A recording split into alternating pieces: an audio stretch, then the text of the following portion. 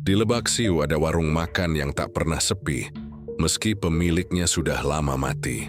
Konon, setiap piring nasi di sana mengandung janji yang dibuat di tepi Sungai Kaligung. Dan siapapun yang mencicipi rasanya, perlahan akan jadi bagian dari perjanjian itu. Selamat datang di Jagat Demit, membuka gerbang dunia tak kasat mata. Di pinggir jalan kecil yang menghubungkan Slawi dan Lebak Siu, berdirilah sebuah warung makan sederhana. Papan kayunya sudah lapuk, catnya mengelupas, dan tulisan di spanduknya hanya bertuliskan, "Warung Makan Tegal Bularti, nasi aking, lauk rumahan." Dari luar tak ada yang istimewa, tapi entah mengapa, setiap kali orang lewat, aroma masakannya seolah memanggil. Gurihnya tak seperti masakan biasa. Ada sesuatu yang membuat orang ingin berhenti duduk dan menyuap nasi itu lagi dan lagi. Warung itu tak pernah sepi. Dari pagi buta sampai tengah malam, orang datang silih berganti. Truk-truk besar dari luar kota, sopir angkot, pegawai kecamatan, bahkan warga sekitar semua pernah makan di sana. Kadang orang bilang, masakan Bularti punya rasa yang tak bisa dijelaskan. Ada gurih yang menggigit di lidah. Ada aroma yang menempel lama di hidung. Seolah masakan itu hidup. Tak sedikit pelanggan yang bilang, kalau sekali makan di sini, rasanya pengen balik lagi besok. Dan memang benar, cuma banyak yang datang kembali. Meski sebagian tak pernah pulang. Desa Lebak Siu bukan tempat yang asing dengan cerita mistik. Orang-orang tua di sana percaya, di balik kesuksesan yang datang tiba-tiba, selalu ada harga yang harus dibayar. Tapi siapa yang mau percaya hal-hal begitu di zaman sekarang? Semua orang hanya melihat warung itu sebagai rezeki yang luar biasa bagi seorang janda tua. Bularti, pemilik warung, dikenal ramah dan sederhana. Ia selalu tersenyum, menanyakan kabar, bahkan kadang memberi porsi lebih kalau pelanggan kelihatan lapar. Tak ada yang menyangka, di balik senyumnya yang lembut itu, tersimpan rahasia kelam yang bahkan tanah pun enggan menanggungnya. Malam-malam di Lebak Siu cenderung sunyi. Tapi warung Bularti selalu menyalakan lampu Petromaxnya sampai lewat tengah malam. Dari kejauhan, cahaya kuningnya terlihat seperti obor yang menantang kegelapan. Banyak pengendara yang berhenti, mengira masih ada tempat makan yang buka. Tapi beberapa warga sekitar mulai bertanya-tanya, siapa yang sebenarnya dilayani Bularti di jam-jam itu? Karena tak jarang, suara piring dan sendok terdengar berdenting dari dalam warung. Padahal semua bangku tampak kosong. Ada seorang tukang ojek bernama Darto yang pernah cerita. Malam itu ia lewat sekitar pukul 2. Yudi melihat warung masih terbuka. Dan di dalam tampak beberapa orang sedang makan. Tapi ketika ia berhenti untuk ikut makan, sosok-sosok itu perlahan memudar. Dan hanya tersisa Bularti yang berdiri diam di belakang meja sambil menatapnya. Wajahnya pucat, matanya sayu, tapi senyumnya lebar sekali. Darto bilang, ia sempat mendengar suara lirih dari dapur. Suara seperti orang mendesis, jangan ikut campur. Sejak malam itu, Darto tak pernah lagi melewati jalan itu sendirian. Ia juga berhenti makan di sana. Tapi anehnya, semakin banyak orang menjauhi warung itu. Justru semakin ramai pengunjung datang dari luar desa. Mobil berplat luar kota, sopir truk lintas provinsi, semua mampir. Ada yang makan buru-buru. Ada yang seperti linglung, terus menyuap tanpa berhenti sampai mulutnya belepotan kuah. Kadang terdengar gumaman di antara mereka. Enak sekali, enak sekali. Seolah mereka sudah lupa cara berhenti. Warung itu terus hidup. Sementara warung-warung lain di sekitar mulai gulung tikar, milik Bularti tetap berdiri. Bahkan setiap kali ada yang mencoba buka warung baru di dekatnya, nasibnya selalu sama, sepi, lalu bangkrut dan akhirnya tutup. Ada yang bilang Bularti pandai meracik bumbu. Ada juga yang bilang dia mendapat berkat dari leluhur. Tapi malam-malam Lebak Siu menyimpan cerita yang lain. Konon di balik dapur warung itu, ada sumur kecil yang tak pernah kering. Disitulah, kata orang, Bularti sering berbicara sendiri. Kadang terdengar tawa perempuan lain dari dalam sumur. Kadang terdengar suara bayi menangis, disusul bau daging terbakar yang menyengat. Tetangga terdekatnya, Bu Wati, pernah mendengar suara aneh sekitar jam 1 malam. Seperti suara orang menumbuk daging dengan batu. Ia penasaran, tapi rasa takut membuatnya hanya bisa mengintip dari jendela. Di sela cahaya Petromax, Ia melihat Bularti menunduk di atas talenan besar. Tangannya bergerak cepat, dan di sampingnya ada karung hitam besar yang menggeliat. Bu Wati berusaha menutup mulut agar tak berteriak, lalu buru-buru menutup gorden.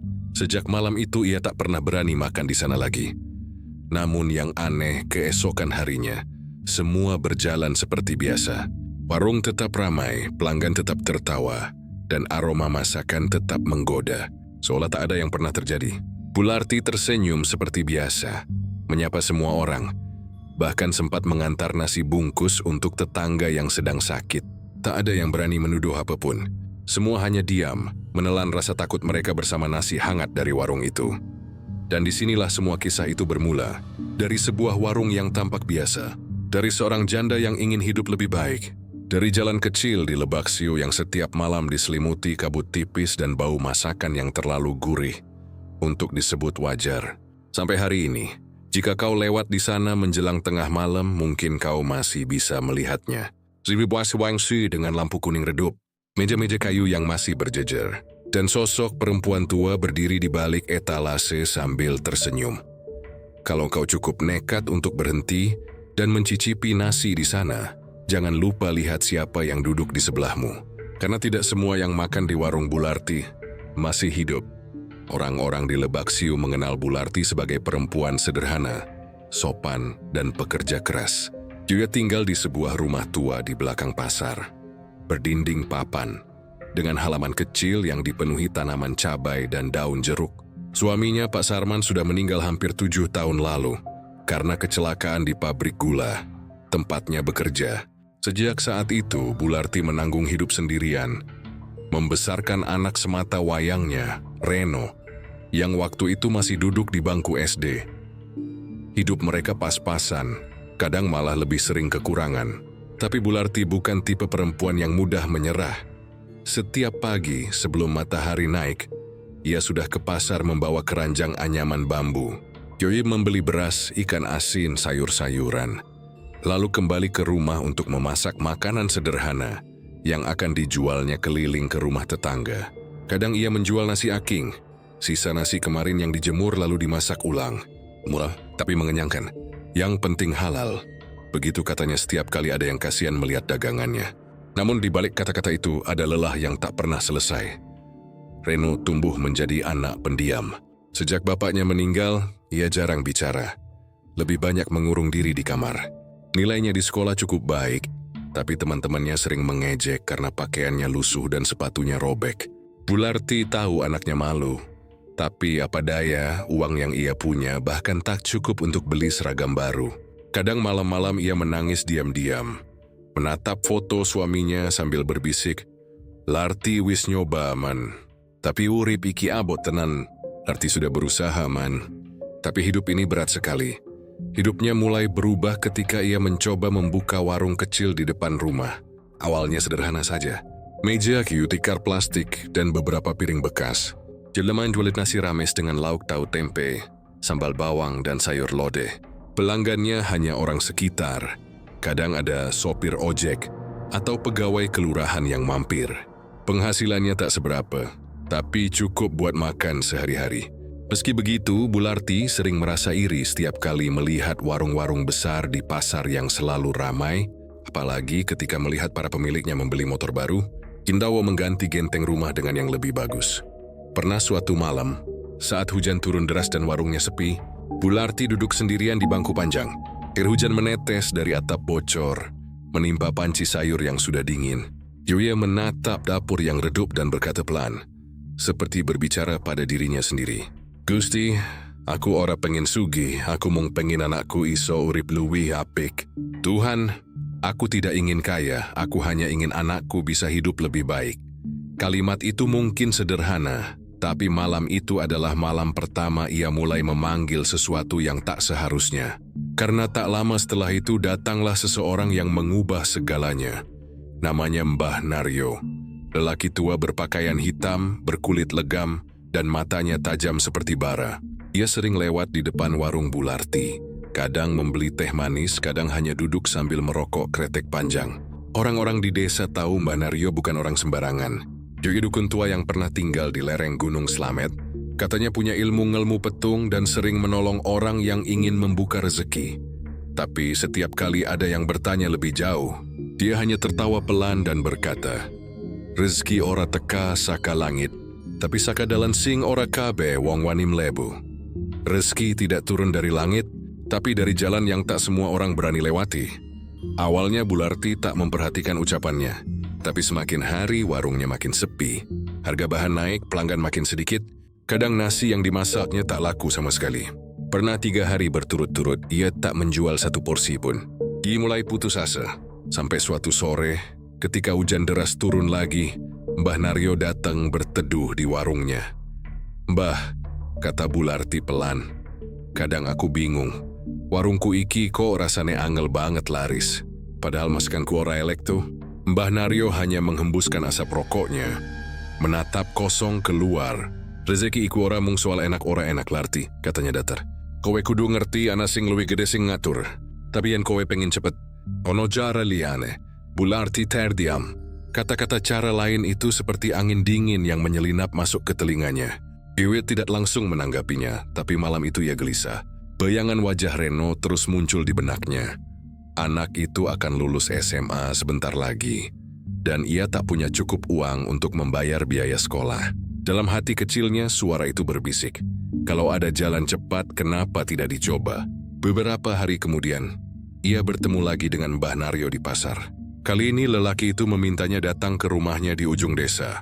Rumah tua berdinding anyaman bambu, penuh dupa dan bau kemenyan. Di dindingnya tergantung cermin besar yang ditutup kain putih.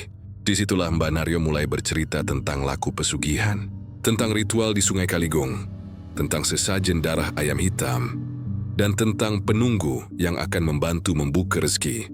Ia menyebut sosok itu sebagai ibu dari selatan, makhluk perempuan yang konon memberi kemakmuran kepada siapapun yang berani menyerahkan tumbal.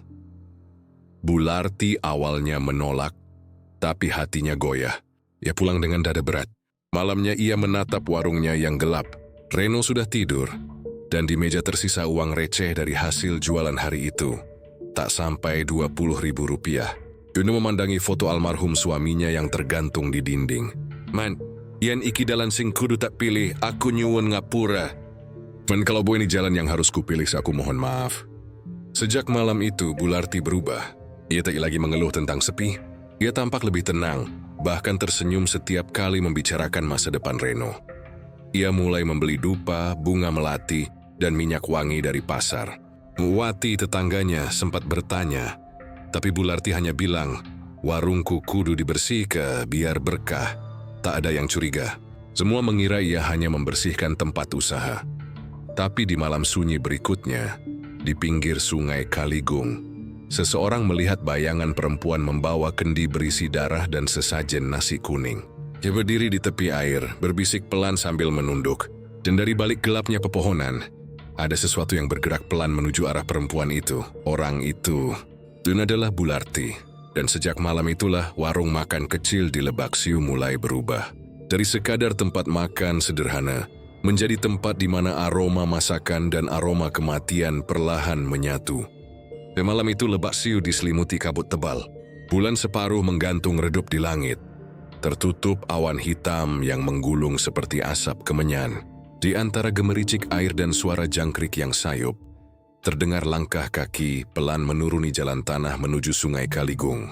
Sosok perempuan dengan selendang abu-abu berjalan menunduk, memeluk sebuah kendi tanah liat di dada. Di dalam kendi itu bercampur darah ayam hitam, bunga melati, dan sejumput tanah dari halaman rumahnya sendiri. Perempuan itu adalah Bularti, dan malam itu ia tidak lagi berjalan sebagai manusia yang putus asa, melainkan sebagai calon pesugihan yang hendak berjanji dengan sesuatu yang jauh lebih tua dari dirinya. Di tepi sungai, sudah berdiri Mbah Naryo. Tubuhnya yang kurus tampak kaku, matanya menatap air yang mengalir pelan tapi berputar seperti pusaran. Dia tidak banyak bicara, hanya memberi isyarat dengan tangannya agar Bularti mendekat. "Sing tenang wae," katanya lirih. "Saben rezeki kudu ana tumbale. Yen kowe wani kabeh bakal owah. Tenang saja, setiap rezeki butuh tumbalnya. Kalau kamu berani, semuanya akan berubah." Bularti menelan ludah. Tangannya gemetar memegang kendi. Dalam hatinya ia masih sempat ragu. Tapi bayangan wajah Reno, anaknya yang tidur tanpa makan malam, membuat ia menguatkan diri. Ia mengangguk pelan. Nario lalu menancapkan dupa di tanah basah, mengucap mantra pelan-pelan dalam bahasa yang tak lagi dikenal orang Jawa biasa. Suaranya berat, bergetar seperti berasal dari dalam bumi. Udara di sekitar mendadak dingin, dan kabut yang semula tipis kini menebal, menutupi wajah mereka berdua. "Wenehno getihe," ucap Mbah Naryo tiba-tiba. "Berikan darahnya." Bularti menggigit bibirnya, lalu membuka tutup kendi. Aroma amis langsung menyengat. Ia menunduk, menuangkan cairan merah itu ke dalam air sungai yang berputar. Untuk sisanya tidak terjadi apa-apa. Tapi tak lama kemudian, dari tengah pusaran air itu, muncul gelembung-gelembung besar. Seperti air mendidih, suara gemuruh kecil terdengar dari bawah, dan angin malam mendadak berhenti. Hening, hanya suara nafas mereka berdua yang terdengar. Lalu sesuatu muncul dari dalam sungai, bukan sosok manusia, bukan pula hewan, hanya bayangan hitam panjang yang bergerak pelan di bawah permukaan air. Bayangan itu membentuk siluet tubuh perempuan. Rambutnya terurai panjang, menutupi wajahnya, dan kedua tangannya seolah melambai, mengajak mendekat. Air sungai yang dingin tiba-tiba terasa hangat, bahkan sedikit beruap. Aroma melati bercampur dengan bau anyir darah. Dan suara itu datang, suara perempuan halus lirih seperti bisikan di telinga. "Sopo sing jaluk rezeki kudu ngerti tumbale." Siapa yang meminta rezeki harus tahu apa tumbalnya. Bularti terpaku. Suara itu terdengar di kepalanya, bukan di telinga. Ia ingin menjawab, tapi lidahnya keluh. Tubuhnya gemetar. Mbah Naryo menunduk, suaranya lirih tapi tegas. "Iki wong sing njaluk rezeki, Nyai," katanya. "Wong sing wis oran duwe dalan maneh. Ini orangnya yang meminta rezeki, Nyai. Ia sudah tak punya jalan lain." Air sungai bergolak makin kencang. Bayangan perempuan itu naik sedikit lebih tinggi, hingga ujung rambutnya tampak jelas di permukaan. Dari balik rambut panjang itu, muncul tangan pucat menjulur keluar, menunjuk ke arah Bularti. Air berubah kemerahan dan suara itu kembali terdengar. Lebih dekat, lebih tajam, seperti menusuk ke dalam dada. "Aku bakal maringi laris nanging saben rasa kenyang saka warungmu. Kudu ana sing keluwen saklawase. Aku akan memberi kelarisan, tapi setiap orang yang kenyang dari warungmu akan ada yang lapar selamanya." Bularti menggigil. Ia tak mengerti maksudnya sepenuhnya, tapi di dalam dadanya ada sesuatu yang bergetar, campuran ketakutan dan harapan. Dia hanya ingin warungnya ramai, ingin anaknya bisa sekolah. Ia tidak tahu bahwa kalimat itu adalah awal dari kehancuran yang panjang. Dengan tangan gemetar, ia menunduk menyentuh air dan berkata lirih, "Aku nyuwun berkah, Nyai. Sing penting anakku iso urip layak. Aku mohon berkah, Nyai, asal anakku bisa hidup layak." Begitu kata-kata itu keluar dari mulutnya, pusaran air mendadak berhenti. Semua hening. Mbah Naryo menunduk dalam-dalam. Kabut menipis perlahan, tapi aroma melati yang pekat masih menggantung di udara. Dan di dalam kendi yang kini kosong, tampak sehelai rambut panjang tergeletak, basah, dan hitam legam. Mbah Naryo mengambil rambut itu, menggulungnya, dan memberikannya kepada Bularti. "Simpen iki," katanya pelan. "Saben masak campur ke sakuntiri king banyu beras. Nanti rezeki bakal teka dewe. Simpan ini. Setiap kali masak, campurkan sehelai ini ke air beras. Rezeki akan datang dengan sendirinya." Bularti mengangguk meski hatinya bergetar.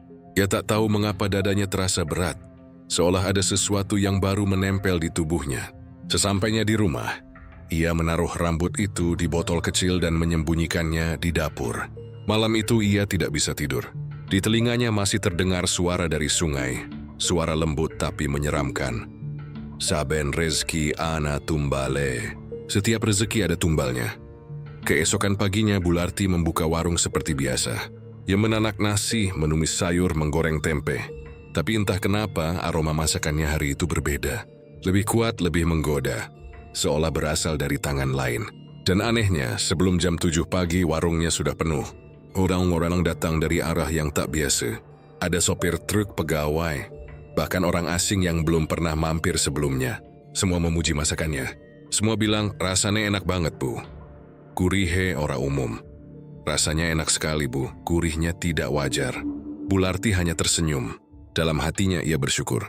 Mungkin inilah berkat dari doa semalam, pikirnya. Tapi siang itu saat ia ke dapur untuk menambah nasi, ia melihat sesuatu yang membuat darahnya berhenti mengalir. Di ujung wajan, di antara uap nasi yang mengepul, ada sehelai rambut panjang melayang persis seperti yang ia simpan semalam.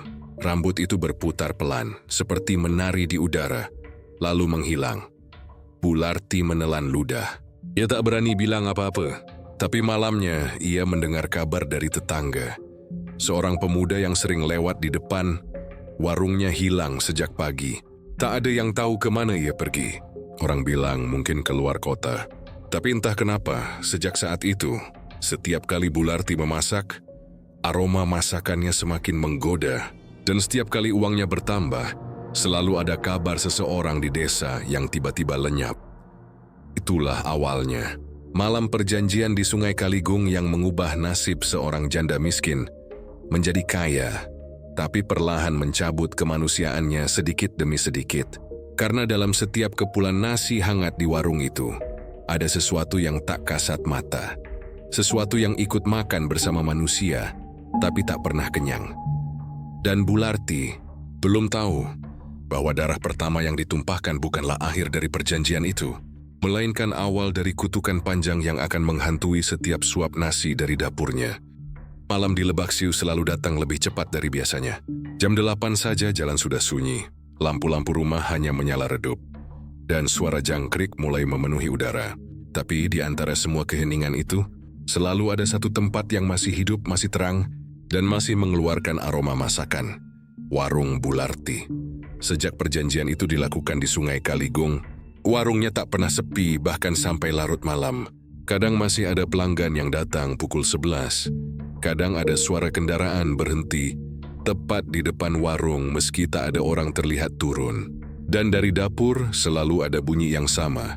Denting piring, suara sendok mengaduk kuah, dan langkah kaki yang seolah menari di atas tanah. Tetangganya, Buwati, sudah lama memperhatikan perubahan itu. Rumahnya hanya berjarak 3 rumah dari warung Bularti. Ia dan Bularti dulunya sahabat dekat, sering masak bersama atau saling tukar lauk. Tapi sejak warung itu ramai luar biasa, Bularti jarang keluar rumah. Ia seperti orang yang sibuk tanpa henti. Wajahnya selalu pucat, tapi matanya tajam, berkilat aneh. Setiap kali Buwati lewat pagi-pagi, Bularti sudah di dapur. Kadang terdengar seperti ia berbicara dengan seseorang, tapi kalau dilihat, ia hanya sendirian. Suatu malam, Buwati terbangun karena mendengar suara dari arah warung. Jam di dinding menunjukkan pukul 1 lewat sedikit. Suara itu pelan, seperti suara orang sedang menumbuk daging atau menumbuk cabai di cobek batu. Tapi bukan suara biasa. Ada jeda panjang di antara setiap hentakan, seolah orang yang menumbuk itu melakukannya dengan tenaga berat, dan kadang diselingi suara yang menyerupai helaan napas berat, seperti seseorang sedang menahan tangis. Awalnya, Buwati mengira Bularti sedang menyiapkan bahan dagangan esok pagi. Tapi semakin lama ia dengar, semakin aneh suaranya. Di antara hentakan cobek, terdengar lirih sesuatu seperti rintihan. Suara lirih parau seperti seseorang meminta tolong dengan mulut tertutup kain. Suara itu datang dari arah dapur warung, lalu menghilang. Lalu terdengar lagi, lebih pelan, lebih menyayat. Buwati duduk di ranjangnya, bulu kuduknya berdiri.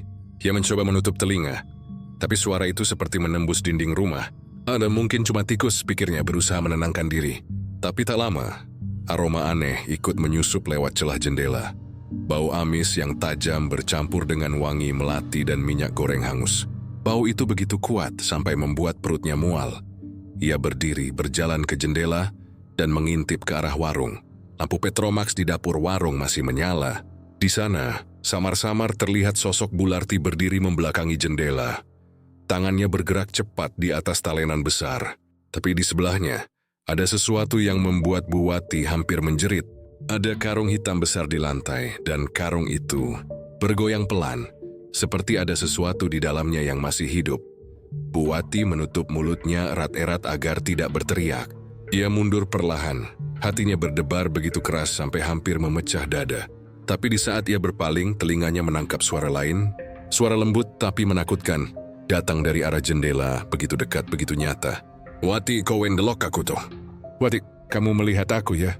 Suara itu adalah suara Bularti. Tapi ketika ia menoleh, jendela itu kosong. Hanya tirai yang bergerak pelan diterpa angin. Tak ada siapa-siapa di luar sana. Bu Wati terdiam, tubuhnya gemetar hebat. Ia tahu ia tak salah dengar. Suara itu bukan ilusi. Suara itu benar-benar memanggilnya. Keesokan paginya, Bu Wati memberanikan diri mampir ke warung. Ia ingin memastikan apa yang dilihat semalam hanya mimpi. Tapi ketika sampai di sana, warung sudah penuh pelanggan. Aroma masakan tercium harum sekali, membuat siapapun yang lewat pasti tergoda untuk mampir. Bularti berdiri di balik meja.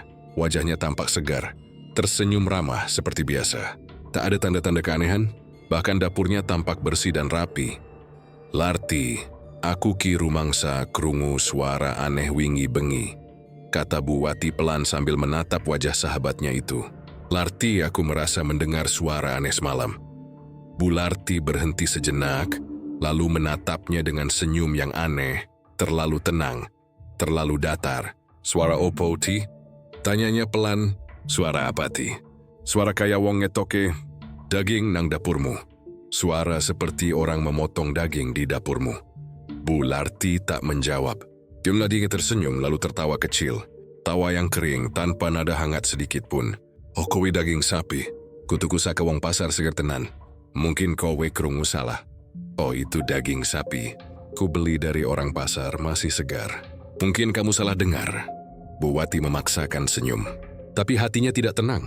Ia tahu aroma amis yang semalam ia cium bukan aroma daging sapi. Ia tahu betul bau darah manusia. Bau itu sama seperti ketika dulu suaminya kecelakaan di pabrik. Tak ada yang bisa meniru aroma seperti itu. Sejak hari itu, Bu Wati mulai sering mendengar hal-hal aneh. Kadang suara langkah kaki di depan rumah, padahal tak ada siapa-siapa. Kadang suara ketukan di jendela saat malam hujan. Pernah sekali, ia mendengar suara seseorang tertawa lirih di luar kamar, seperti menirukan suaranya sendiri. Dan setiap kali ia pergi ke pasar, selalu ada cerita tentang orang hilang. Entah anak kecil, entah pengamen, entah orang gila yang biasa tidur di pos ronda. Semua lenyap tanpa jejak. Desa mulai berbisik. Ada yang bilang penculik berkeliaran. Ada pula yang menyebut makhluk halus sedang mencari korban. Tapi dalam hati kecilnya, Bu Wati tahu, semua jejak mengarah pada satu tempat, warung Bularti. Suatu malam ia memberanikan diri mendatangi warung itu lagi. Lampu Petromax masih menyala, tapi pintu tertutup. Dari celah kayu yang lapuk, ia bisa melihat ke dalam. Dapur tampak kosong, tapi ia mendengar suara bisikan. Suara perempuan pelan dan berulang, seperti orang sedang meninabobokan sesuatu. "Wis, turu sing tenang. Aja nangis maneh. Sudah, tidurlah tenang. Jangan menangis lagi." Bu Wati menatap dengan mata terbelalak. Suara itu terdengar dari arah tungku. Lalu tiba-tiba, api menyala sendiri. Nyala kecil. Tapi di balik nyala itu tampak bayangan wajah seseorang.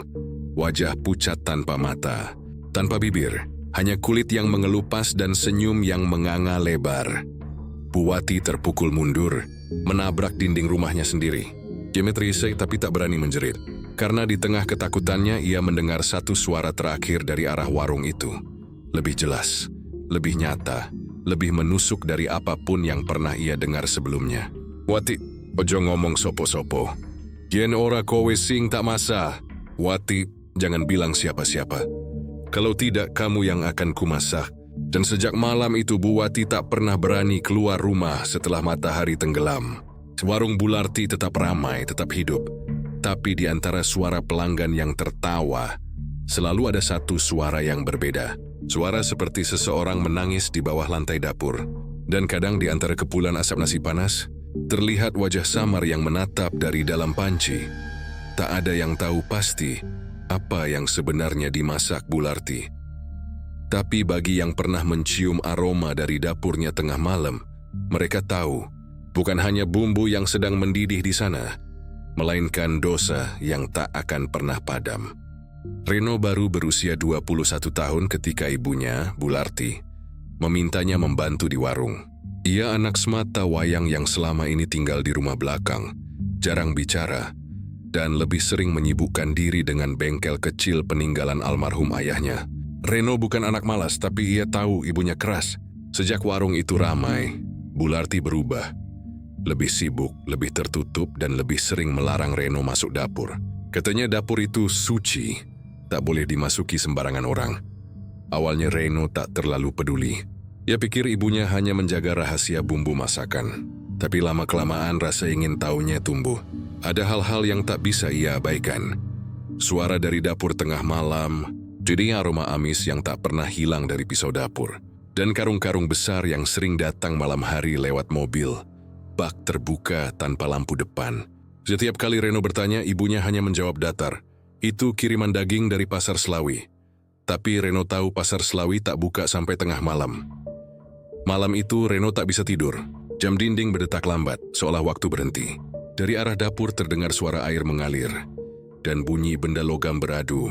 Suara pisau di atas talenan. Reno berdiri, berjalan pelan ke arah suara itu. Cahaya lampu Petromax di dapur menerobos lewat celah pintu. Dari situ, ia melihat ibunya sedang membungkuk di atas meja potong. Tangannya bergerak cepat, tapi yang membuat Reno tertegun bukanlah gerakannya, melainkan benda di meja itu bukan daging sapi. Warna dagingnya terlalu pucat, terlalu lembek. Ada jemari kecil tergolek di sudut talenan, seperti tangan bayi yang dipotong sampai pergelangan. Reno menahan napas. Dia ingin menjerit, tapi suaranya hilang di tenggorokan. Ibunya berhenti sejenak, menatap ke arah pintu, dan Reno segera bersembunyi di balik lemari beras. Dia mendengar napas ibunya berat, teratur, tapi ada sesuatu di baliknya. Seperti bisikan dua suara sekaligus. Satu lembut, satu parau. Sing iki, tumbal sing ketelat seminggu. Yang ini, tumbal yang terlambat seminggu. Reno menutup telinganya, tubuhnya gemetar. Ia ingin lari, tapi lututnya lemas. Ia tak pernah mendengar suara ibunya seperti itu. Seolah bukan satu orang yang berbicara, ketika ia memberanikan diri melongok lagi. Ibunya sudah berdiri membelakanginya. Di lantai, karung hitam besar tergeletak, terbuka sedikit. Reno melihat rambut manusia keluar dari celahnya. Rambut panjang basah dan masih meneteskan darah. Ia tak tahan lagi. Malam itu ia lari keluar rumah menembus gelap menuju tepi desa. Nafasnya memburu, kakinya gemetar. Ia berhenti di tepi sawah, di dekat pohon randu besar.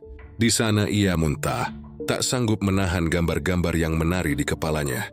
Tangan rambut darah wajah ibunya dengan mata hitam pekat seperti sumur tanpa dasar. Keesokan paginya, Reno pura-pura tak tahu apa-apa. Ia datang ke warung seperti biasa. Pelanggan ramai, tertawa, makan dengan lahap.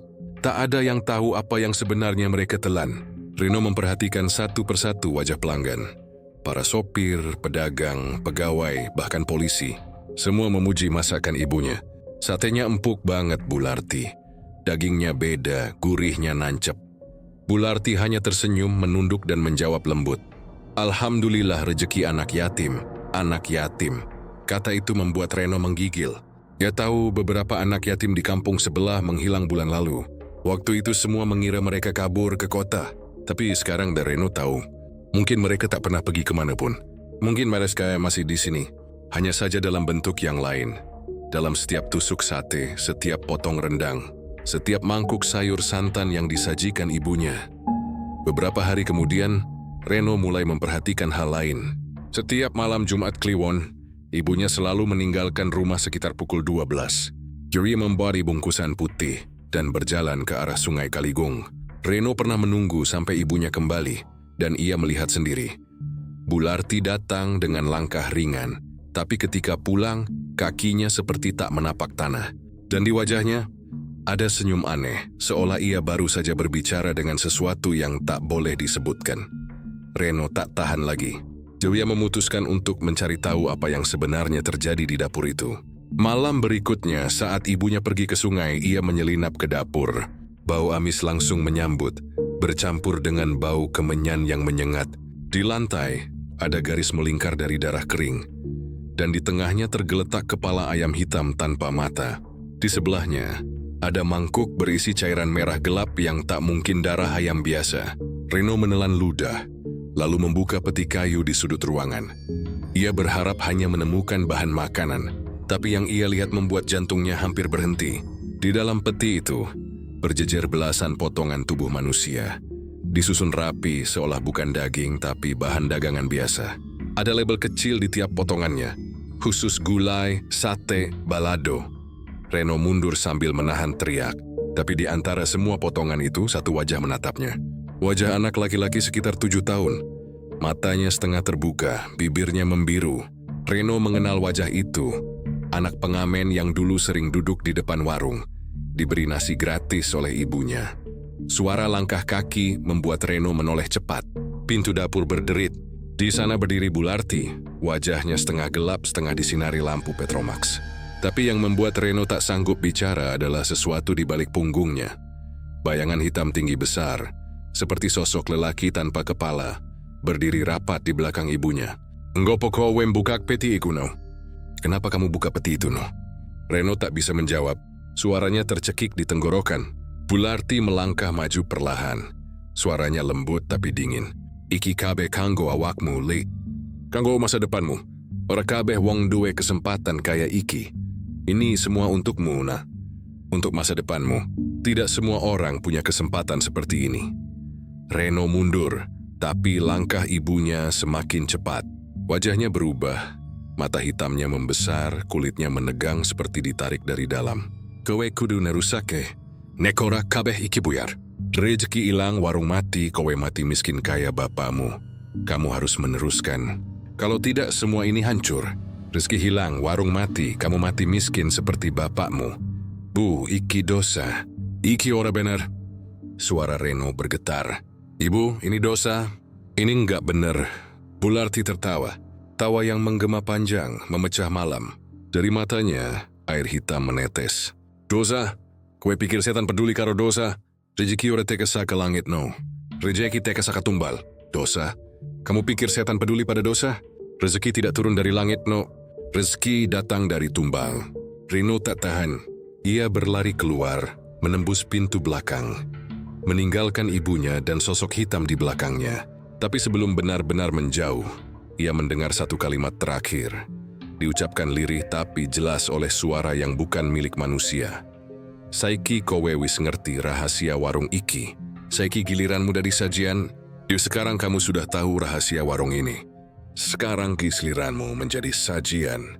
Sejak malam itu, Reno menghilang. Tak ada yang tahu kemana ia pergi. Bularti tetap berjualan seperti biasa. Pelanggannya tak berkurang, malah makin ramai. Dan setiap kali seseorang bertanya, "Bu, mana Reno kok jarang kelihatan?" Jadi hanya tersenyum dan menjawab lembut, "Lagi bantu saudaranya di kota." Tapi ada yang aneh.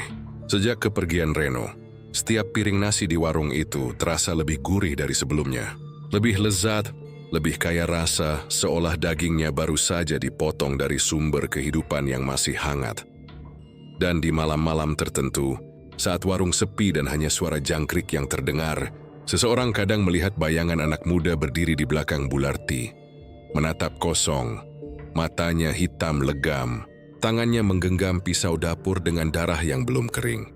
Reno memang sudah tiada, tapi warung Bularti masih tetap buka. Dan dagingnya katanya makin enak saja. Ring korang di Lebaksiu mengenal Mbah Naryo sebagai orang tua yang aneh, tapi disegani. Rambutnya putih lebat, matanya keruh, dan tangannya gemetar setiap kali menggenggam rokok linting. Dia dulu dukun kampung yang sering diminta mencari kambing hilang atau menyembuhkan orang kesurupan. Tapi sejak satu malam 20 tahun lalu, ia berhenti mengobati orang.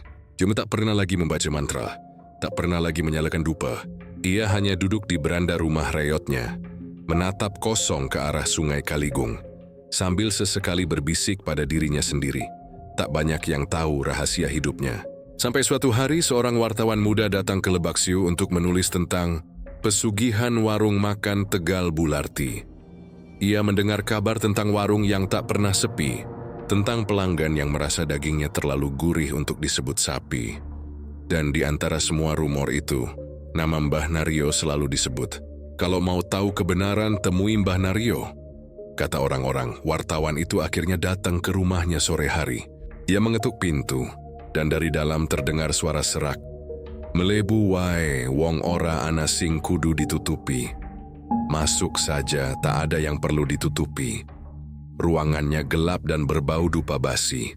Di dinding tergantung foto lama seorang perempuan berpakaian putih di tepi pantai, samar, seperti diambil dari jauh. Perempuan itu nyising nyekel perjanjian, kata Mbah Naryo perlahan.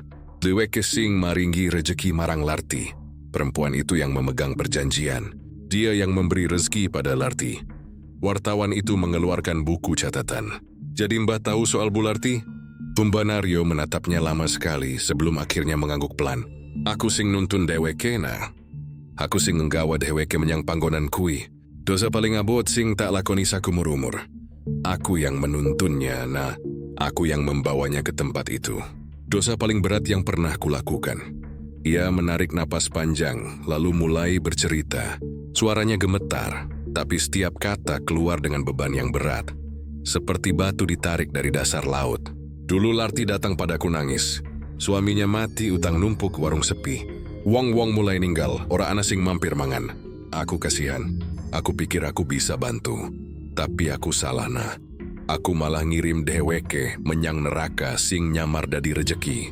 Mbah Naryo menatap keluar jendela ke arah sungai Kaligung yang membelah desa. Bengi iku, aku ngajak dheweke menyang muara panggonan sungai ketemu laut kidul. Jadi ora adoh mung 3 jam saka kene. Aku ngerti ritual iku saka guruku dulu. Ritual pesugihan lawas sing katanya aman nek orang langgar aturan.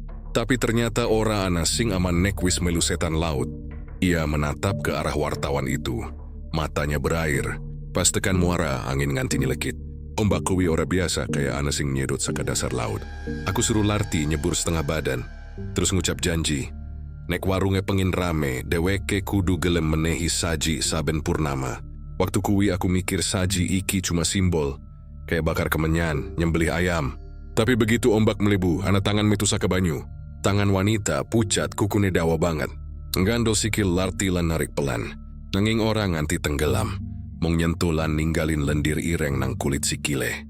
Larti nangis, tapi aku ora iso nulungi. Aku malah kaku. Suara Mbah Naryo makin pelan. Dari situ kabeh berubah. Warungnya langsung rame. Wong-wong ngantri dagangan entek saben dina. Aku senang waktu kuwi. Tapi saben purnama aku krungu suara saka arah Kaligung. Suara tangis lan tawa. Siji wektu aku ndelok Larti nangis tengah malam. Tangannya getihan. Dheweke ngomong, "Mbah tumbale wis teka." Aku nanya tumbal apa. Dheweke mung jawab, "Sing ora bakal kangen mangan maneh."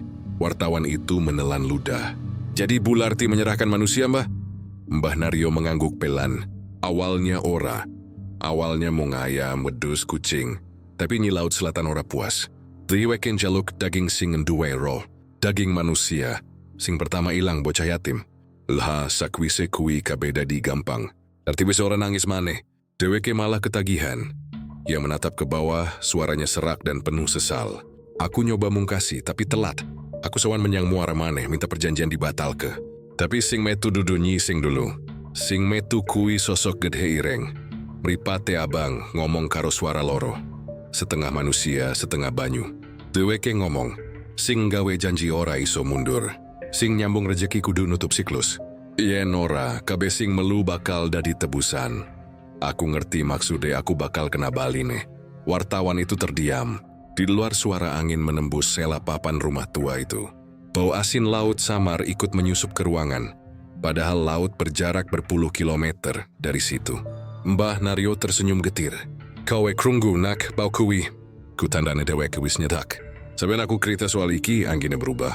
Kayak ono sing ngawasi. Ia meraih tangan wartawan itu dingin dan lemah. "Tulis wae sak karepmu. Tapi elingga nek krita iki metu ana regane. Ora ana sing iso nirita KKP sugihan tanpa digoleki maneh karo sing nyekel janji. Aku wis tua ora masalah nek aku dijemput. Tapi kowe kowe isi enem. Yen kowe krungu suara banyu ing tengah wengi, ojo mbales. Yen kowe ndelok bayangan wanita nganggo kebaya putih, ojo nyebut jenenge. Sing nyebut bakal ditarik." Wartawan itu memaksa tersenyum, menutup buku catatan. Tapi sebelum ia berdiri, Mbah Naryo menatapnya lagi, lebih tajam, suaranya bergetar. "Aku kudu ngomong siji meneh. Drino, anake Larti, dheweke saiki ora mati. Dheweke dikurung ing banyu dadi penjaga tumbal. Saben wong mangan nang warung iku, rohnya bakal liwat Reno luwih disik. Daging iku daging pesugihan, lan saben suapan ana nyawa sing dibayar."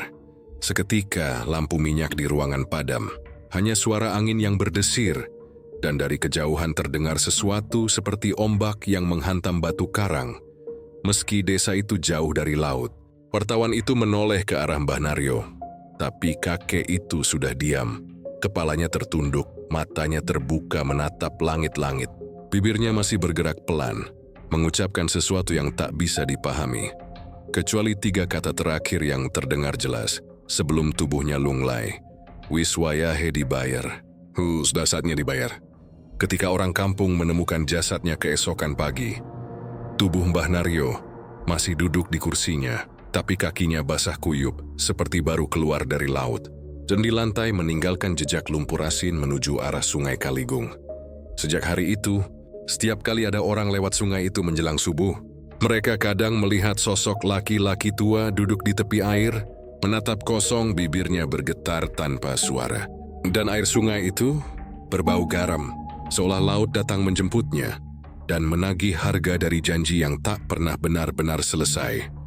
Lamit, hujan turun pelan di Lebasiu. Tidak deras, hanya cukup untuk membuat atap warung Bularti berisik oleh tetesan air. Derun angin bertiup dari arah Kaligung, membawa hawa asin dan aroma lumpur sungai yang pekat. Di dalam warung, lampu Petromax berayun perlahan, cahayanya temaram, menyorot wajah Bularti yang duduk di kursi panjang, sambil menatap kosong ke arah pintu dapur. Hari itu warungnya tetap ramai, bahkan lebih ramai dari biasanya. Orang-orang makan lahap, memuji rasa sate dan gulainya. Tapi malamnya, setelah semua pelanggan pulang, Bularti duduk sendiri. Tangannya kaku, matanya kosong, dan di hadapannya, di meja makan yang masih tersisa sisa nasi dan kuah santan, terlihat noda merah tua yang belum sempat dibersihkan. Ia tahu malam itu berbeda. Ia bisa merasakannya dari awal pagi. Udara lebih berat, burung gagak sempat berputar di atas warung. Dan ketika ia menanak nasi, berasnya sempat menghitam separuh, seperti terbakar tanpa api. Semua tanda itu membuat hatinya resah. Dan ketika maghrib tiba, ia mendengar suara dari dapur. Suara langkah kaki Reno anaknya, yang sudah menghilang. Pertama ia pikir itu halusinasi. Tapi ketika malam semakin larut, suara itu makin jelas. Langkah pelan, berat, diikuti bunyi sesuatu yang diseret di lantai. Seperti pisau besar yang ditarik ke tanah, Bularti menelan ludah, berdiri perlahan, dan memanggil dengan suara nyaris berbisik. No, tak ada jawaban.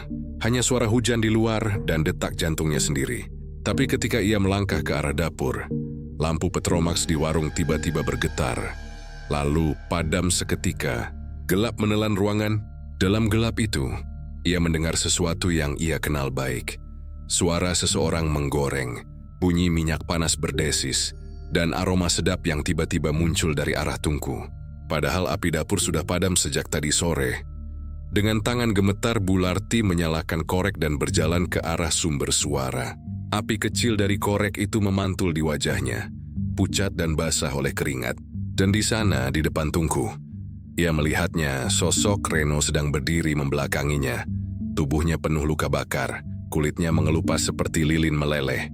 Tangannya menggenggam spatula, dan di penggorengan sesuatu sedang ia balik perlahan. Reno, suara Bularti pecah, setengah menangis. Sosok itu berhenti bergerak lalu menoleh perlahan. Wajahnya rusak, tapi senyum itu, senyum anaknya, senyum yang dulu selalu ia rindukan. "Ibu, saya gilirannya sampeyan," katanya lirih. "Tapi sekarang giliran ibu."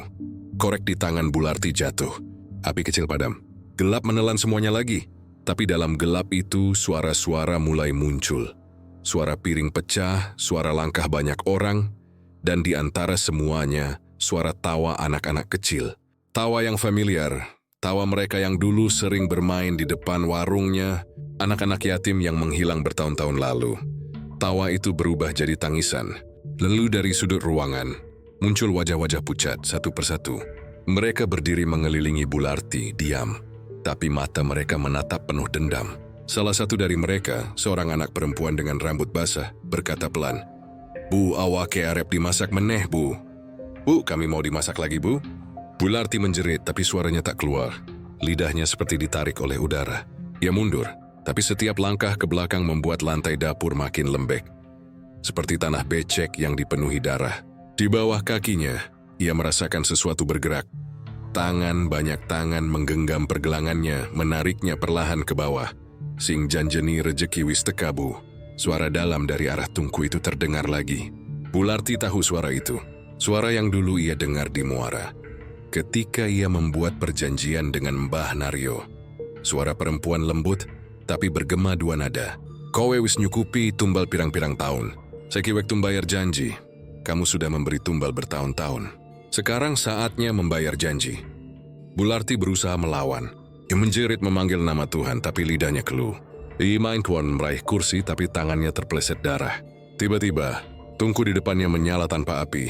Dari dalamnya muncul wajah-wajah korban. Reno, anak-anak kecil, orang-orang yang hilang. Mereka memanggilnya Bu. Ayo nyusul. Udara menjadi sangat dingin. Warung berguncang pelan. Dinding berderak.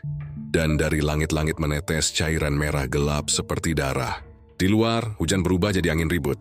Orang-orang desa yang rumahnya dekat warung mendengar suara gaduh malam itu. Seperti piring pecah, benda jatuh, dan jeritan perempuan yang begitu panjang, sampai menggema ke seluruh kampung. Tapi ketika mereka datang esok paginya, warung itu sunyi, pintu setengah terbuka. Di dalamnya meja-meja terbalik, lantai basah oleh lumpur dan darah, tak ada tanda-tanda Bularti. Dapurnya kosong, tungku masih hangat seolah baru dipakai. Di penggorengan, ada sesuatu yang hitam legam, hangus, tapi bentuknya samar. Mirip tangan manusia yang mengerut karena terbakar. Penduduk desa gemetar. Mereka menutup warung itu. Beberapa mencoba mengaji di sana. Tapi setiap kali ayat suci dibacakan, lampu padam sendiri, dan suara perempuan tertawa lirih terdengar dari dapur. Akhirnya, warung itu dibiarkan kosong. Namun malam-malam berikutnya, orang-orang yang lewat jalan depan warung mengaku mendengar suara-suara. Kadang bunyi sendok mengaduk panci. Kadang suara perempuan menawarkan makanan. Mangan leh, mumpung isi anget. Makan nak, masih hangat loh. Judis anehnya kewan aroma masakan yang menggoda selalu keluar dari sana. Aroma rendang, sate, sambal goreng, kentang. Semuanya tercium jelas membuat orang lapar tanpa sebab. Tapi siapapun yang berhenti di depan warung itu terlalu lama. Keesokan paginya akan jatuh sakit. Tubuh panas, mimpi buruk, dan sebagian bahkan hilang tanpa jejak. Beberapa tahun kemudian, pemerintah desa membongkar bangunan itu. Tapi saat tembok dapur dirobohkan, para pekerja menjerit. Di balik dinding, mereka menemukan rongga kecil berisi belasan tengkorak manusia, tersusun rapi. Sebagian masih terbungkus kain putih penuh noda darah kering. Di atasnya ada tulisan melengkung, seperti diukir dengan arang. Rejeki saka laut, belin liwat api. Rezeki dari laut kembali lewat api. Sejak saat itu, tak ada yang berani mendirikan bangunan di tanah itu. Tapi sesekali, terutama malam Jumat Kliwon, jika kau lewat Lebak Siu bagian selatan, di tikungan dekat jembatan Kaligung, kau mungkin akan mencium aroma sate dan sambal goreng yang menggoda. Kau mungkin melihat warung tua berdiri, lampunya redup tapi hangat, dan suara perempuan menawarkan makanan dengan nada lembut. Banyak yang bilang itu cuma halusinasi, cuma kisah lama yang terus diceritakan ulang. Tapi para sopir truk dan tukang ojek yang sering lewat malam hari tahu, warung itu masih buka, dan arwah yang memasak di dapurnya belum berhenti bekerja. Subuh hari itu langit Lebak Siu berwarna abu-abu pudar. Kabut turun tebal menutupi sawah dan jalan di sekitar Kaligung. Suara ayam jantan nyaris tak terdengar, seolah semua makhluk diam dalam ketakutan yang belum mereka mengerti. Di tengah sunyi yang ganjil itu, warung Bularti masih berdiri. Dinding kayunya basah oleh embun, dan dari cerobong dapur masih keluar asap tipis, seolah seseorang baru saja memasak. Penduduk desa mulai berdatangan. Mereka datang bukan karena lapar, tapi karena semalam mereka mendengar jeritan panjang. Jeritan perempuan yang membuat bulu kuduk berdiri. Disusul bunyi piring pecah dan suara sesuatu diseret di lantai. Tapi ketika mereka sampai di sana, warung itu terkunci dari dalam. Tak ada jawaban saat dipanggil. Tak ada bayangan dari celah jendela. Beberapa lelaki berusaha mendobrak pintu. Dan ketika kayu tua itu akhirnya terbuka, hawa panas langsung menyembur keluar dari dalam warung. Seperti dari tungku besar yang baru saja padam. Bau anyir menyengat hidung. Seisi ruangan berantakan. Meja terbalik, piring pecah, darah mengering di lantai. Di sudut ruangan, di dekat tungku dapur, seseorang tergeletak. Itu Bularti. Tubuhnya kaku, matanya terbuka lebar menatap langit-langit, kulitnya gosong di beberapa bagian, seperti terbakar tapi tidak hangus sepenuhnya. Di sekitar tubuhnya, tanah lantai dapur menghitam, dan dari bawah tubuhnya keluar bekas cairan merah yang sudah mengering. Tapi yang paling membuat mereka takut adalah wajahnya. Wajah Bularti seolah tidak lagi milik manusia. Separuh tersenyum, separuh lain mengerut seperti menahan jerit. Dan di bibirnya terselip seutas rambut panjang, rambut anak kecil. Tidak ada yang berani mendekat. Tapi Mbah Naryo, lelaki tua yang dulu dikenal dekat dengan Bularti, maju perlahan. Tangannya gemetar, suaranya serak. "Iki wis wayahe," katanya lirih. "Janji karo sing ono ning segoro wis dipetik. Ini sudah waktunya." Janjinya dengan yang di laut sudah dipungut. Beberapa orang mencoba menutupi tubuh Bularti dengan kain putih. Tapi ketika kain itu menutup wajahnya, angin tiba-tiba berhembus kencang dari arah dapur. Vidi tungku yang tadi padam menyala sendiri. Suaranya mendesis seperti tawa perempuan. Kain kafan itu tersibak lagi, dan mata Bularti yang seharusnya sudah tertutup, terbuka. Menatap mereka, seorang pemuda berteriak ketakutan, jatuh tersungkur. Matane orang merem embok." Matanya nggak mau merem. Mbah Naryo berusaha membaca doa, tapi suaranya terbata-bata. Suara dari tungku semakin keras, seolah ada seseorang sedang menggoreng sesuatu di dalamnya. Dari wajan besar itu muncul buih merah, mendidih, dan di permukaannya tampak sesuatu yang mengambang. Kepala kambing tanpa mata, tapi beberapa orang bersumpah, kepala itu sempat tersenyum sebelum tenggelam lagi. Penduduk panik. Mereka keluar satu persatu, meninggalkan Mbah Naryo yang masih berdiri di depan tubuh Bularti. Lelaki tua itu menatap wajah mayat itu lama sekali. "Aku wis ngelingke, Lard," gumamnya pelan. "Nanging kowe nek wani janji, kudu wani bayar. Aku sudah memperingatkanmu, Larti. Kalau berani berjanji, harus berani membayar." Ia menatap tungku yang masih menyala dan berusaha memadamkannya dengan air. Tapi setiap kali air disiram, api justru makin besar, berubah warna menjadi hijau kebiruan. Dan dari dalam nyala itu muncul suara yang membuat semua darah di tubuhnya berhenti mengalir. "Sing ora iso metu saka janji. Dadi bagianku, yang tak bisa keluar dari janji. Jadi bagianku." Mbah Naryo menjerit dan mundur, tapi pijakan kakinya licin oleh darah. Ia terjatuh. Dan dalam sekejap api melompat dari tungku membakar kain sarungnya. Orang-orang dari luar hanya sempat melihat percikan api menyala di jendela. Lalu suara ledakan kecil seperti minyak tumpah ke bara. Saat mereka kembali masuk setelah api padam, tubuh Mbah Naryo sudah tergeletak di samping Bularti. Gosong, tapi wajahnya seperti orang tersenyum. Desa Lebaksiu gempar hari itu. Polisi datang membawa jenazah keduanya. Tapi tak satu pun petugas berani lama di tempat itu. Beberapa mengaku melihat bayangan perempuan berjalan di belakang warung, membawa panci, menatap ke arah mereka. Dan setiap kali mereka menoleh, bayangan itu menghilang, tapi aroma masakan selalu tertinggal. Rendang, sate, dan aroma darah. Jenazah Bularti dikuburkan di belakang rumahnya, di dekat pohon mangga yang dulu sering ia rawat. Namun malam setelah pemakamannya, tanah kubur itu berguncang. Warga yang rumahnya dekat mengaku mendengar suara seseorang menanak nasi dari bawah tanah, diiringi tawa lirih perempuan. Keesokan paginya, kain kafan di kuburannya ditemukan setengah terangkat, dan tanah di sekelilingnya gosong seperti tersambar petir. Orang-orang mulai percaya Bularti tak benar-benar mati, bahwa tubuhnya saja yang dikubur, tapi rohnya tetap terikat pada perjanjian lamanya dengan penghuni Laut Selatan. Karena sejak kematiannya setiap malam Jumat Kliwon, warung itu terlihat menyala lagi. Lampu Petromax tergantung. Aroma makanan keluar dari dapur, dan seseorang terdengar menawarkan makanan dari dalam. Tapi siapapun yang mendekat akan menemukan warung itu kosong, meja-meja tertata rapi, dan satu piring nasi lengkap dengan lauk, seolah ada yang baru saja makan di sana. Beberapa sopir truk yang melintas malam hari bersumpah melihat sosok perempuan berdiri di depan warung. Mengenakan kebaya lusuh, rambut terurai, menatap ke arah jalan dengan mata kosong. Kadang perempuan itu tersenyum, mengangkat tangan pelan dan berkata, "Sing lapar mampir sek. Lih, warung isi buka. Yang lapar mampir dulu, nak. Warung masih buka." Tapi siapapun yang berhenti tidak pernah kembali lagi. Setelah kejadian itu, warga menutup jalan kecil yang mengarah ke warung tersebut. Mereka menanam pohon beringin di depan bekas pintu masuk, berharap bisa menahan roh yang gentayangan.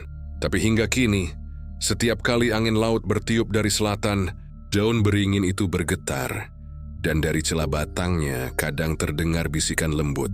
Suara perempuan tua menawarkan makanan dengan nada penuh kasih, tapi juga haus akan sesuatu yang lain. Rezeki saka laut balin liwat api, rezeki dari laut jinakan kembali lewat api. Begitulah akhir dari Bularti, janda gigih yang mencari jalan pintas menuju kekayaan, tapi lupa bahwa perjanjian dengan iblis tak pernah punya akhir bahagia. Ia mungkin mati, tapi janji itu tetap hidup, menunggu yang lain untuk meneruskannya. Karena dalam jagat pesugihan, rezeki tak pernah gratis. Selalu ada daging yang harus dibayar. Dan malam ini, kalau kau mencium aroma sate dan gulai di jalan menuju Lebak Siu, jangan berhenti. Sebab bisa jadi itu bukan bau dari dapur manusia. Beberapa bulan setelah kematian Bularti, suasana di Lebak Siu mulai tenang.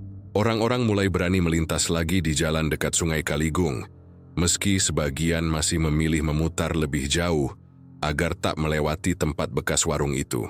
Di siang hari tempat itu tampak biasa saja. Hanya puing kayu, dinding hangus, dan ilalang yang tumbuh liar menutupi sisa dapur. Tapi saat malam datang, udara di sana berubah. Dingin menusuk, sepi yang ganjil seolah waktu berhenti di titik itu. Suatu hari datang seorang perempuan muda dari Tegal. Namanya Sari, janda muda juga katanya, yang menyewa lahan bekas warung Bularti untuk membuka usaha kecil-kecilan. Warung makan sederhana saja, ujarnya pada kepala desa. Biar nggak kosong, biar tempatnya nggak angker. Orang-orang sempat melarang, tapi Sari tersenyum, bilang dirinya tak takut hal-hal begitu. Dia bahkan berkata, "Saya cuma mau nyari rezeki halal, Pak." Maka berdirilah warung makan Sari di tempat yang sama, dengan papan nama baru, warna cat cerah dan bau kayu segar. Siang hari warung itu ramai. Para sopir truk berhenti, makan, dan memuji masakannya. Katanya rasa satenya mirip sekali dengan buatan Bularti dulu. Sari hanya tertawa kecil, bilang ia belajar dari ibunya yang dulu juga tukang masak di Tegal.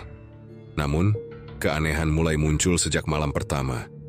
Sari tinggal di bilik kecil di belakang warung. Tengah malam ia terbangun karena mendengar suara seseorang mengaduk panci dari dapur. Dia pikir ada kucing, tapi ketika ia menyalakan lampu, panci itu benar-benar bergerak sendiri. Sendok kayu berputar perlahan, seperti ada tangan tak terlihat yang mengaduknya. Di dalam panci airnya mendidih, padahal kompor padam. Sari diam tapi tak takut.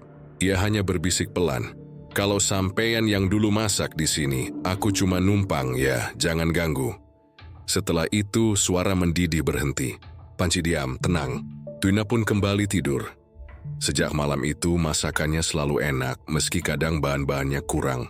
Ia heran tapi bersyukur. Tiap hari pembeli bertambah banyak. Orang-orang bilang, masakan Bu Sari lebih gurih dari siapapun di Lebak Siu. Bahkan sopir-sopir tua yang dulu mengenal warung Bularti berkata, rasanya persis, seolah Bularti hidup lagi. Namun ada satu hal yang membuat bulu kuduk orang berdiri. Setiap malam ketika warung hendak tutup, selalu ada satu pelanggan terakhir.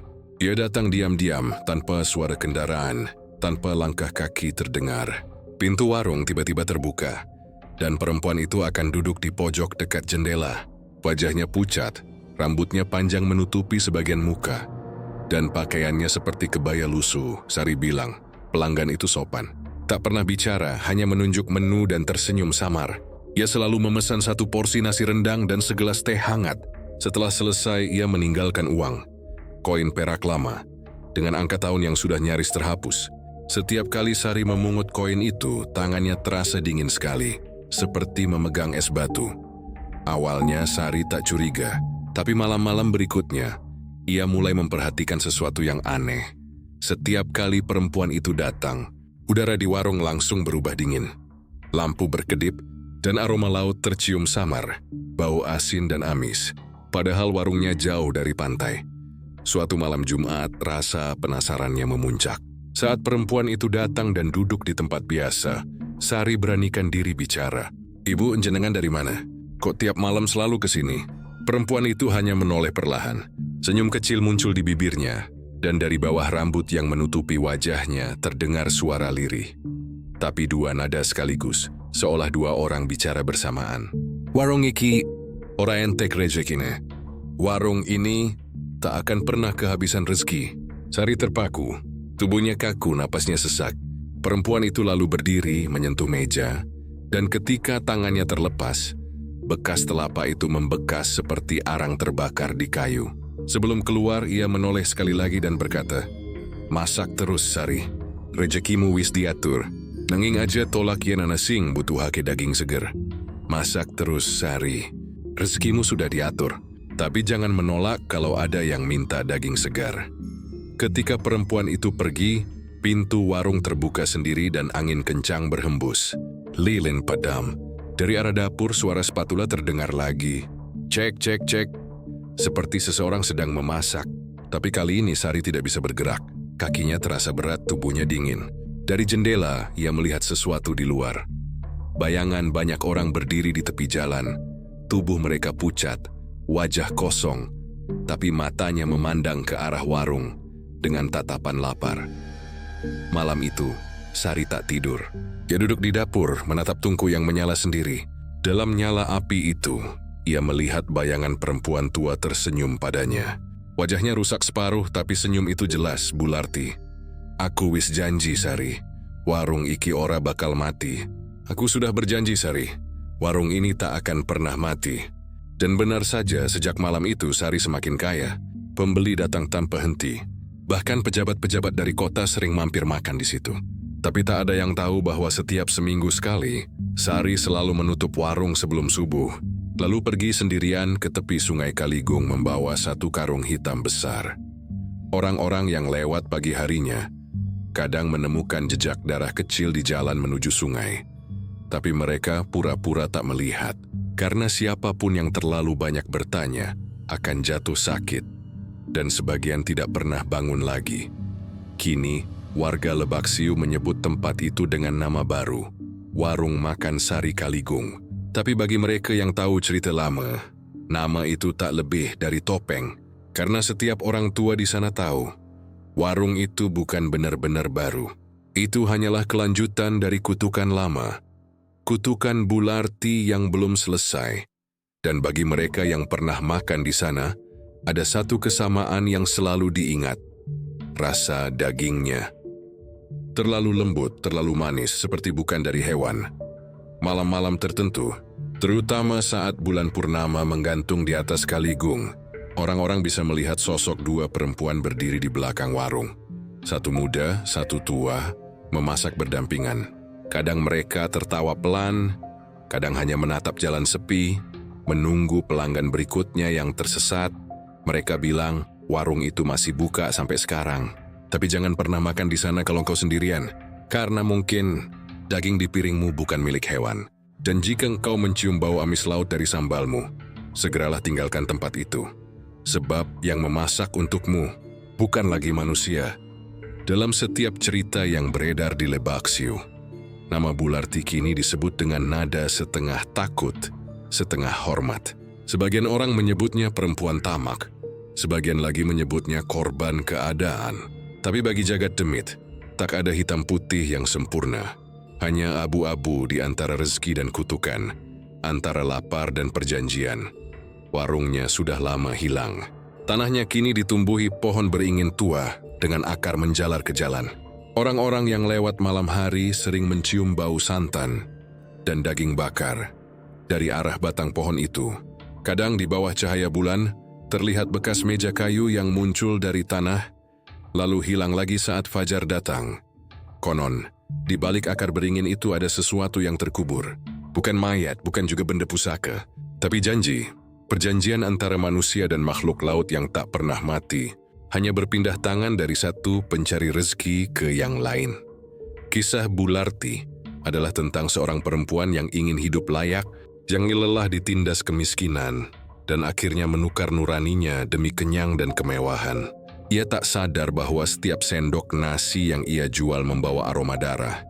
Setiap piring yang ia sajikan mengandung doa-doa putus asa dari mereka yang dikorbankan. Reno, anak yang ia sayangi, menjadi tumbal pertama. Bukan karena kebetulan, tapi karena setan yang menemaninya hanya bisa mengambil yang paling dicintai. Dari sanalah lingkaran dimulai. Tumbal untuk rezeki, rezeki untuk tumbal berikutnya. Sampai akhirnya, Bularti sendiri yang ditarik kembali ke dalam perjanjian yang ia buat. Tubuhnya terbakar bukan oleh api biasa, melainkan oleh panas dari janji yang dilanggar. Karena setiap pesugihan punya batas waktu, dan ketika manusia lupa membayar, yang datang bukan sekadar maut, tapi kelaparan abadi yang terus menuntut korban baru. Kini, warung itu sudah berubah. Nama baru, wajah baru ke pemilik baru. Tapi rasa masakannya tetap sama. Gurihnya masih menggoda, aromanya masih membangkitkan selera. Dan setiap malam, pelanggan terakhir tetap datang. Duduk di pojok warung, tersenyum tanpa suara. Orang-orang yang makan di sana kadang bermimpi aneh malamnya. Mereka melihat laut hitam, ombak tinggi, dan sosok perempuan berkebaya berjalan di permukaan air sambil membawa panci. Dalam mimpi itu, perempuan itu berkata dengan suara lembut, "Dari laut datang rezeki, dari daging datang kehidupan." Dan saat mereka terbangun, beberapa menemukan bekas luka bakar kecil di tangan, seperti tersentuh panci panas. Desa mencoba menolak kisah itu, menutupinya dengan logika. Tapi tidak ada yang bisa menjelaskan mengapa setiap kali ada pedagang baru di sekitar sana, usaha mereka cepat ramai. Lalu tiba-tiba salah satu keluarganya menghilang. Tak ada jejak, tak ada laporan polisi, hanya bau amis di udara yang bertahan berhari-hari. Begitulah sifat pesugihan. Demetok berwujud seperti hantu, tak muncul dengan taring dan darah. Jadi bengkel temtisti rezeki yang manis, pelanggan yang ramai, dan keuntungan yang tak masuk akal. Tapi di baliknya, ada perjanjian yang berjalan diam-diam, menunggu waktu untuk menagih. Bularti sudah membayar dengan nyawanya, tapi rohnya belum tenang. Karena di dunia gaib, waktu tidak berjalan lurus seperti di dunia manusia. Janji yang dibuat di bawah kuasa iblis akan berputar terus, mencari penebus baru, mencari darah segar untuk menenangkan haus yang tak pernah padam. Dan Sari, perempuan muda yang kini membuka warung di tanah yang sama, mungkin tak sadar bahwa ia bukan pemilik, melainkan penerus. Ia bukan orang pertama, dan tidak akan jadi yang terakhir. Karena warung itu bukan sekadar tempat makan. Ia adalah altar. Tungku dan panci di dapurnya bukan sekadar alat masak, tapi wadah persembahan. Setiap daging yang dimasak di situ membawa roh, dan setiap pembeli yang makan di sana memberi kehidupan pada entitas yang menunggu di balik kaligung. Rejeki saka laut, baline liwat api. Kalimat itu kini jadi bisikan yang diwariskan turun-temurun. Mereka yang berani mendirikan warung di dekat sungai itu selalu mendengarnya. Di telinga, di mimpi, atau di desiran angin malam. Karena laut selatan tak hanya menelan tubuh, tapi juga niat. Jiro mendengarkan siapapun yang memanggilnya dengan hati serakah, yang memberi dengan murah hati, tapi menagih dengan kejam. Dan di jagat demit, kami sudah mencatat banyak nama seperti Bularti, manusia yang lupa bahwa janji setan tidak mengenal kata selesai. Kau bisa menutup warung, membakar bangunan, menanam beringin, bahkan mengganti nama usaha. Tapi asal api yang dinyalakan untuk memanggil rezeki itu belum padam, janjinya akan terus hidup.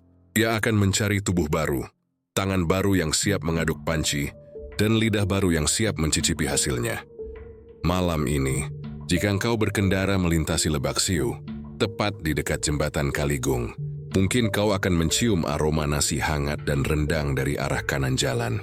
Turi sing bae spirituality. Jangan menoleh, karena di balik bau sedap itu, ada mata yang sedang menatapmu dari dalam kegelapan. Dan jika kau dengar suara perempuan memanggil pelan, "Mampir sekle," warung isi buka, ingatlah. Bukan semua yang mengundangmu untuk makan itu manusia. Jagat demit selalu bilang, rezeki yang datang terlalu mudah, seringkali punya harga yang tidak kau sangka. Dan di dunia tempat perut lapar bisa mengalahkan iman, janji setan selalu tampak lebih manis dari doa. Tapi akhirnya, semua yang datang dari iblis akan kembali kepadanya. Bularti sudah membuktikannya. Sari sedang menapaki jalannya. Dan entah siapa berikutnya, mungkin saja salah satu dari kita, yang tergoris oleh aroma masakan dari warung yang tak pernah padam itu. Karena di jagat demit, setiap rezeki yang terlalu lezat, pasti dibumbui darah.